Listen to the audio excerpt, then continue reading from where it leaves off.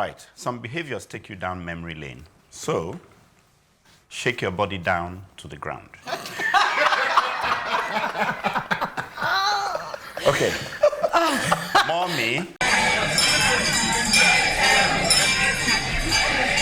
are celebrating and jubilating. Yeah. Yo. Mommy. Oyoyo. I admit that I find these sorts of chants a little too much for me to ever enjoy. Perhaps it's that I'm too old for that. I associate it with little children welcoming their mother home excitedly. When Buhari completed the swearing-in of his cabinet ministers, there was jubilation and pandemonium outside as the revered new ministers came out for the first time. This had never really happened before. Nigerian Television Authority, NTA, dedicated a lot of airtime to this in obvious adulation of their big boss, Buhari. It did not end there. The civil service has changed, though. It is now populated with childish jingoists. Jeffrey Onyema, also known as Geoffrey, returned to his ministry offices to jubilation and backslapping. Whatever they were doing there in the last 4 years will continue. Wretched embassies, poor foreign policy, and so on. But here's the icing on the cake. The Minister of Finance returns to her office, a queen, majestically serenaded by adoring fans. All civil servants danced and sang, Mommy, Oyoyo. I nearly died. The last time I witnessed anything so low was when Buhari made a trip to Kano some time ago, and adoring locals thronged the streets to pay obeisance to a lackluster leader. Newspapers have carried full-page congratulatory wishes from sycophants to lucky politicians with juicy jobs. Why are we so jaded that we cannot see that we are continuously taken for a ride? We need to reset our values and outlook. Raise our expectations of those we vote into office. We have a peculiar list of cabinet ministers, with some the very antithesis of anti-corruption. Rich ex-state governors are buying these positions, and Nigeria is the worst for it. I may be stating the obvious, but please, and I appeal, let's work these 4 years for a better crop of elected people next time. It will mean more people presenting themselves for election, more people sensitizing others about our desperate situation, more people spending money to raise awareness, and more charitable donations. Greater discipline in our homes and places of work. Then we can boogie and groove as we want in nightclubs. Happy. Shout Yo. I nearly died. I nearly died. The Minister of Finance. Have you not seen it? Oh my God! They didn't just sing. They didn't just sing. It was a trail. It was a trail. It was like one of those processions. Yeah. It was a procession. It was a procession. She was going into the office. Yeah. They met her by the car. And she will actually believe that they value her. So what are we supposed to take from that? That she's generous with the coffers? What's going on? Why are they jubilating? No. What it is, it's not just even generosity. It's that she looks away from certain things. And that's generosity. That's generosity. Look, yes. Actually, you're right. I didn't want to back to No, we can take from that. Because let's go back, and it's good. It's funny, Papi, you come up with something. Look, for all the crimes whatever that whole NYSC crime that Kemi Adeosun committed. When Kemi went into that office, she was put through hell. Yeah, I'm sure. Simply because she was actually not going to do that kind of nonsense. They were protesting to remove her, she did. She closed a lot of the loopholes, got rid of gazillions of ghost workers. I mean, shall I say, anecdotes are actually, she was actually taking a file.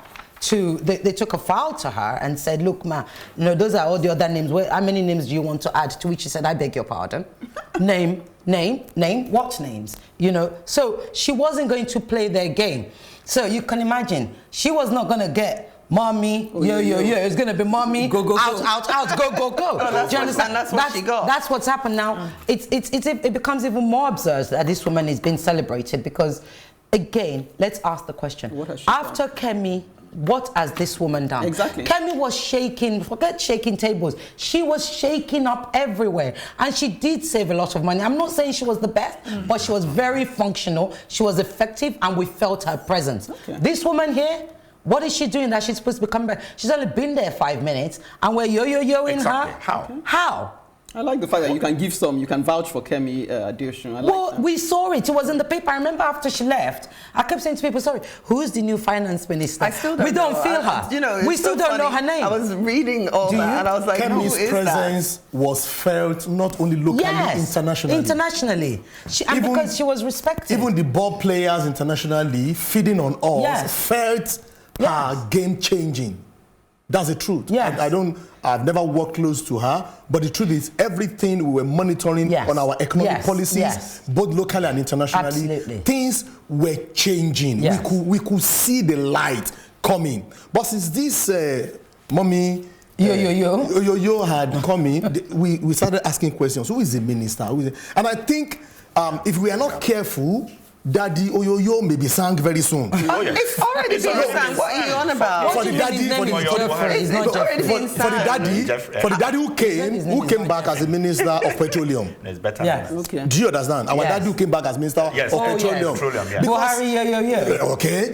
Because I find it difficult I can't place it how a Kachuku, a global respected technocrat will be replaced with Bros Timmy Priest. Yes, who I won't be able to speak of on air. So how do we become a productive and profitable nation by suspending or sacking, not even suspending, sacking a technocrat and replace him with a politician who these guys went to school, they claim they have degrees, they claim they have all that, but their career is politics. Well, it's what you call a political servant. Yeah, because I don't understand. Yeah, but I like the fact you're boldly saying this, because I'm just even thinking about what you're saying. You know, there's an article you already posted on, that we read, and talking about how Nigeria hasn't really changed since.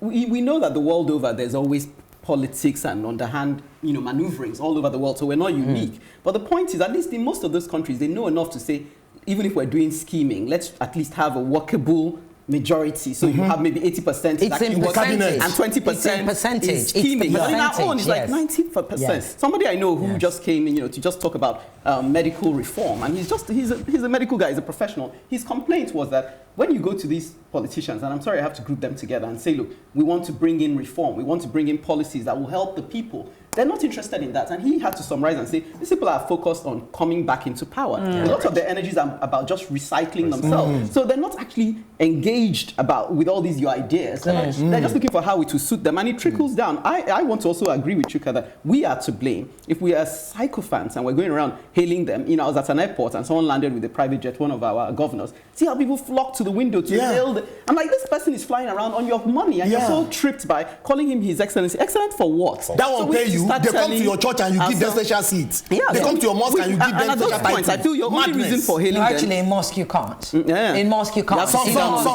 Not all. Some. No, some. I've seen some. That's when you're doing events, dedication. In mosques, it doesn't matter who you are. Even Buhari, everybody goes in. You join them. You go in line. You bury your head. We need to get rid of this cycle. But it's not even that. I don't want to take it. It's not like Christianity is better. No. I'm just saying that the only reason we behave like that is when we're thinking of ourselves above our nation. And that's the thing. But when you talk about, it's so sad. It's so sad. That quantity, that article you were talking about, Tim Newman, I think he wrote and it and he was here. He was working it. You remember that article? He wrote it in 2013 or 2015 or something, and it's still. That's why I reposted it. It's still exactly the same maybe way. Worse. And that's a white man who said, look, this same thing happens in Russia. This same thing's happening in the UK, whatever. But the problem with Nigeria is the percentage by which it happens, the level by which it's been accepted and adopted, and the fact that it's totally eaten into the fabric of our society. That where do we start again? And I still say again, if we're gonna avoid all the daddies yo and mommies yo, we have to go back. Again, it starts values. to our values of Values. integrity and decency. And when I'm saying we, yes, government must implement processes, as you said, We need to hold them accountable. But we, yes, and if we're teaching our children, you know, imagine if we're teaching our children these things and you've seen your child work really hard and you know they've been on the straight and narrow, you're going to go, we parents will storm that jam office. Is that not so? Yeah. We will storm the jam office and say, what are you playing at? Yes.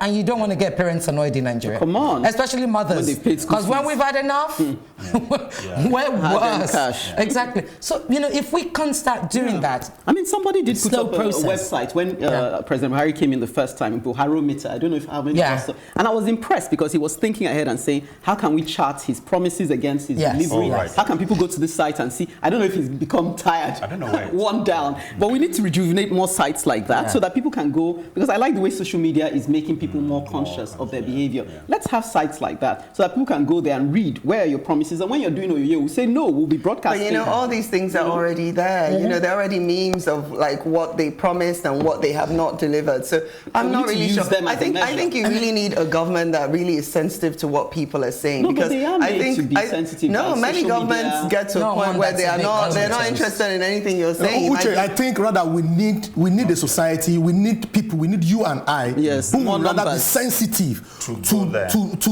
the government and good governance. Do you understand? Yeah. Because we are conscious, but we are not active. You know what I think we need to do, what I would love to do, I mean, I'm speaking as a broadcaster now, is let's have debates, national debates like the Doha debate. You watch the Doha debate? Yeah, on Al Jazeera, where it's every quarter, and you use a massive, or you can use somewhere like the National Theatre, and everybody's invited, and you've collected, you know, so people, and those things, and government is sat in front to answer those questions.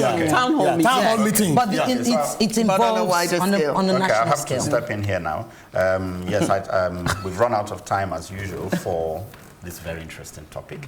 So, but yes, unless we raise the bar of our expectations, we can't expect higher standards, can we? No, really.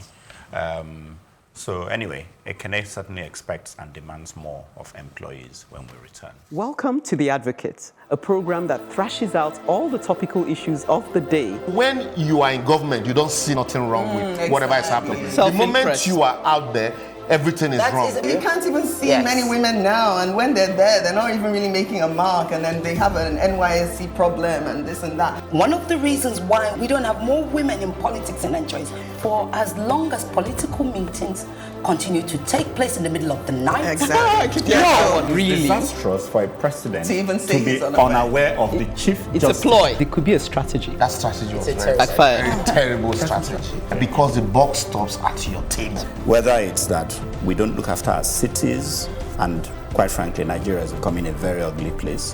When you are the only one feeding the people with this news, and there is nobody countering them, it becomes, the news.